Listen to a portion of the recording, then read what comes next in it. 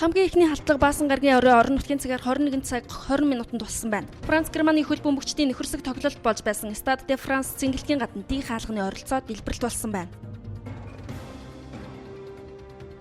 Үүнээс 5 минутын дараа Парисын Le Carillon болон Le Cambodge гэдэг хоёр ресторанд буутай этгээдүүд галдаж Калашников буугаар гал нээсэн байна. Энэ үеэр 15 хүн амьсаа алдаж 20 хүн шархаджээ. Цагдаа нар Парисын 10-11-р дүүрэгт очиж баар, ресторануудаас хүмүүсийг нүүлгэн шилжүүлсэн байна. Хэргийн газраас 100 их бууны сум илэрсэн байна.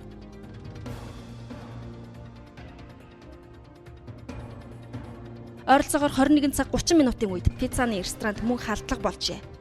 Яг үүнтэй зэрэгцэж Stade de France цэнгэлтгийн H орох хаалганы чигт хоёр дахь дэлбэрэлт болсон байна. Бүх дэлбэрэлтийг амиа золиослогч этгээдүүд үлджээ. Тэд хоёул батраа түгжээ товчнууд бүхий тесрэх бүсийг бүсэлсэн байжээ. Энэ үеэр ерөнхийлөгч Франсуа Олланд тоглолт үзэж байсан бөгөөд түүнийг яаралтай аюулгүй газарт аваачсан байна. Цэнгэлтгэд байсан хүмүүсийн дунд эмх замбраагүй байдал үүсэж амиа аврахын тулд цэнгэлтгэхээс яран гарцгаажээ. Хүмүүс гарахдаа Франц улсын төрийн дуудлыг дуулж байжээ.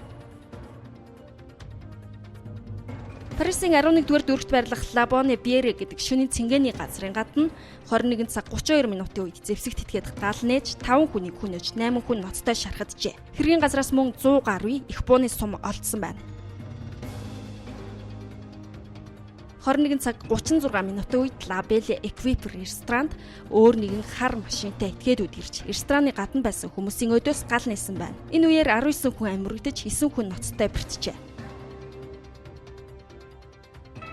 21 цаг 40 минутын үед 11-р дүүргийн Comptoir Voltaire ресторанд нэгэн амиа золиослогч этгээд бөмбөг дэлбэлжээ. Түүний дэлбэлсэн хэрэгсэл нь Stade de France цэнгэлтгэд халдсан хоёр амиа золиослогчтой адилхан байжээ. Энэ үеэр тус ресторанд байсан нэг хүн ноцтой шархтаж хэд хэдэн хүн шархагдсан байна. Яг энэ цагтаа давхцаж Парисын Батклан концертын танхимд зэвсгэлсэн 3 этгээд дайран орж үзэгчдийг толгой дараалан буудаж эхэлжээ. Энэ үеэр Америкийн Eagles of Death хамтлагийн тоглолт болж байсан байна. Халдлагын үеэр тоглолт үзэж байсан 90 гаруй хүн амьнасаа алдсан байна.